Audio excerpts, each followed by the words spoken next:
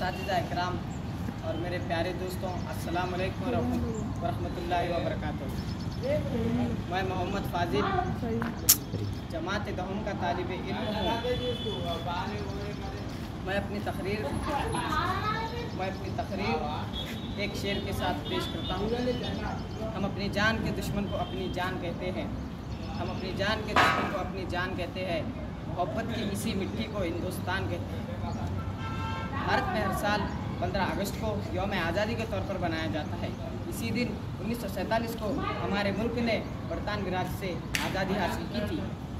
इसी दिन हम उन अजीम शख्सियात खुराज तहसीस पेश करते हैं जिनकी कोशिशों और कुर्बानियों के नतीजे आज हमें खुली फ़िज़ाओं में सांस लेने का मौका मिल रहा है। ये वो शख्सियात थे जिन्होंने हमारे मुल्क के लिए ना सिर्फ अपनी जानों का नजराना पेश किया, बल्कि अपने ख़ानदान और बाल बच्चों को छोड़कर मैदान कारसाज का सफ़र किया, जहां उन्हें बड़ी से बड़ी मुसीबतों का सामना करना पड़ा। कभी काला पानी की सज़ा दी गई तो कभी सरेआम फांसी पर लटका दिया गया। हमारा यौम आज़ादी हमारे लिए बहुत अहम है। इसी के अलावा ये वो दिन है जब हम अपने तमाम सकाफती खिलाफात को भूलकर एक सच्ची हिंदुस्तानी के तौर पर मुंतहिद हो जाते हैं। हमारे मुल्क में यौम आज़ादी तक़रीबात बड़े पैमाने पर मनाई जाती है।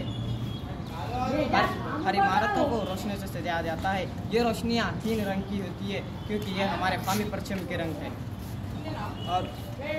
और इसी के अलावा हर शख्स, सरकारी हो या प्राइवेट, अफसरान वफातिर में हाजिर होना और कौमी परचम लहराना और हमारे मुल्क का कौमी तराना गाना लाजमी होता है। इसी के अलावा और भी वजाहत है जिनकी वजह से हमारा यौम आज़ादी हमारे लिए बहुत अहम है। स्कूलों और कॉलेजों में मुख्तलिफ तंज़ीमें होती है। उसमें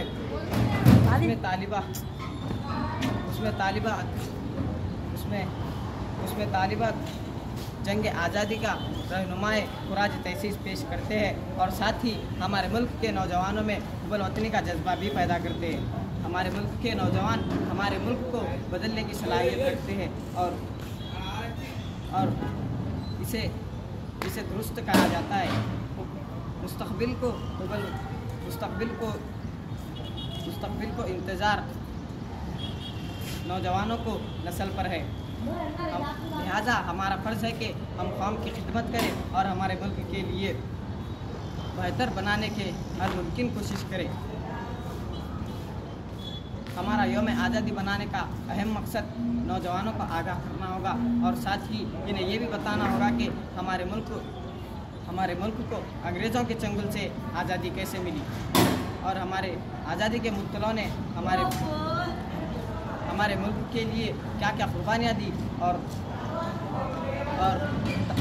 ताकि हमारे बच्चे हमारे मुल्क की तारीफ़ को जान सके और हमारे मुल्क को बेहतर बनाने की कोशिश करें। शुक्रिया।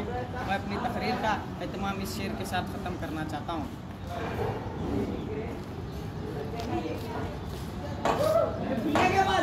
होने दो जान थोड़ी है, अगर खिलाफ है तो होने दो जान थोड़ी है। ये सब धुआं है, आसमान थोड़ी है। सभी का खून शामिल है यहाँ की मिट्टी में, किसी के बाप का हिंदुस्तान थोड़ी है। शुक्रिया।